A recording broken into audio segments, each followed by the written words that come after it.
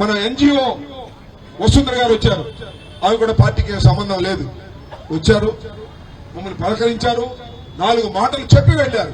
ఇలా నేను ఎందుకు ఈ విషయాలు చెప్తున్నానంటే పార్టీ మనుషులే కాదు, ఇది అధర్మం అనుకుంటున్నటువంటి న్యూట్రల్స్ కూడా, ఇతర పార్టీలకు చెందిన వారు కూడా ఇది తప్పు తప్పు తప్పు అని ఖండించిన చంద్రబాబు నాయుడు గారికి బుద్ధి రాదు, లోకేష్ కు బుద్ధి రాదు, ఇందాక చెప్తున్నాం పెమ్మసాని చంద్రశేఖర్కి అసలు బుద్ధి రాదు. ఎందుకు బుద్ధి రాదంటే అర్థంతరంగా వచ్చింది ఆస్తి ఆయనకి. అమెరికా వెళ్ళాడు, చంద్రబాబు కన్నా ధనవంతుడు. ఈ ఆంధ్ర రాష్ట్రంలోనే భారతదేశంలోనే బాగా ధనవంతులు ఎవరంటే పెమ్మసాని చంద్రశేఖర్. మంచిదే బాబు, సంపాదించుకున్నావు, అమెరికా వెళ్ళి సంపాదించుకున్నావు, మంచిదే. ఎమ్మటే వచ్చి పార్లమెంట్ సభ్యుడు అయిపోయాడు, అదృష్టం అయ్యావు.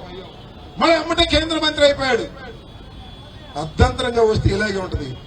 ఏందండి ఎప్పుడైనా ఈ రాష్ట్రంలో, ఎప్పుడైనా ఈ గుంటూరు పట్టణంలో ఇళ్ల మీద పడి దాడి చేసే సంస్కృతి ఉందా అని అడుగుతా ఉన్నా. చెప్పండి మీరు.